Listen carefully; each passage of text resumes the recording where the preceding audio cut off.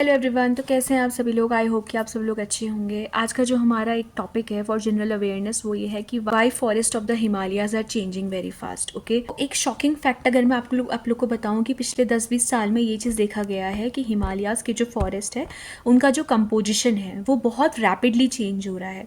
अब इसके क्या क्या रीजंस हो सकते हैं उनके बारे में आज हम लोग डिस्कस करने वाले हैं। ठीक है, देखो सबसे पहला जो रीज़न है वो तो हमारा क्लाइमेट चेंज है। क्लाइमेट चेंज कैसे कि कहीं ना कहीं टेम्परेचर बहुत ज़्यादा बढ़ रहा है जिसकी वजह से स्नोफॉल कम हो रही है, प्रेसिपिटेशन को वो इफेक्ट कर रहा है, तो वो वेजिटेशन कवर को जाके इफेक्ट करता है। तो सेकेंड इंपॉर्टेंट थिंग अगर आप देखोगे तो इन्वेजिव स्पीसीज। मैं ऑलरेडी इन्वेजन पे तो मैं बहुत सारी बातें करती हूँ आप लोगों से। इन्वेजिव स्पीसीज जो है ना, ये कुछ ऐसी स्पीसीज होती है जो कि अपने लोकल हैबिटेट से बाहर ग्रो करती है। अब दिक्कत यहाँ पे होती है कि जहाँ ये ग्रो कर रही होती है ना, वहाँ के लोकल जो स्पीसीज होती है यानी कि एंडेमिक स्पीसीज होती है ना, उनको आउट कम्पीट कर देती है, यानी कि उनको रिमूव कर देती है। So they may be responsible for the extinction of some or other species.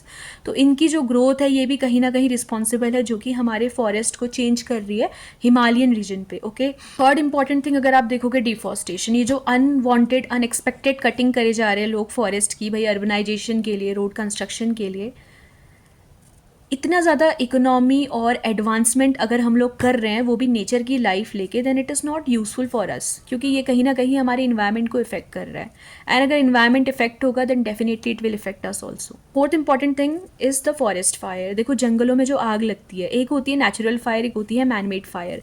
Manmade fire जो हो रही है वो बहुत ज़्यादा इंक्रीज होती है, वो उसके केसेस तो थे ही थे, बट जो नेचुरल फायर थी वो भी अनप्लान्ड सीजन्स में होती है, लाइक विंटर्स में कभी भी नेचुरल फायर वहाँ पे नहीं होती थी।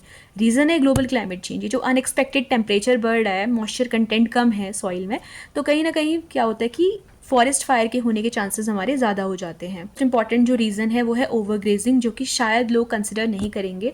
ओवर ग्रेजिंग भी एक ऐसा रीज़न हो सकता है जिसकी वजह से हमारे जो फॉरेस्ट है उसमें रीजनरेशन कम हो जाता है। देखो जो सीडलिंग्स होती है, पहले सीडलिंग होती है, सैपलिंग होती है, तब जाके वो ट्री बनता है।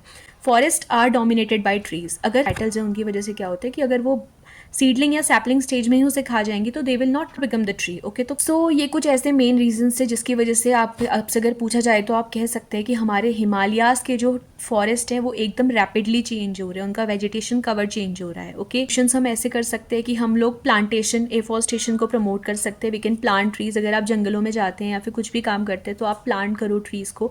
आपको अगर सीडलिंग्स मिल रही है तो उन सीडलिंग्स को आप क्या करो, अलग अलग जगह पे डाल दो ताकि उससे रीजनरेशन पैटर्न बढ़ जाए। ओवर ग्रेजिंग पे कंट्रोल करना ज़रूरी है। फॉरेस्ट की कुछ पॉलिसीज़ होती है उनको आप मेंटेन करें। ये मोस्टली एक चीज़ मैं बोलना चाहूँगी कि ये जो फॉरेस्ट में एक तरीके से फायर होती है, इसके लिए कहीं ना कहीं टूरिज्म रिस्पॉन्सिबल है। कि आज की वीडियो आप लोग के लिए हेल्पफुल रही होगी। मिलते हैं आपसे नेक्स्ट वीडियो में। Thank you.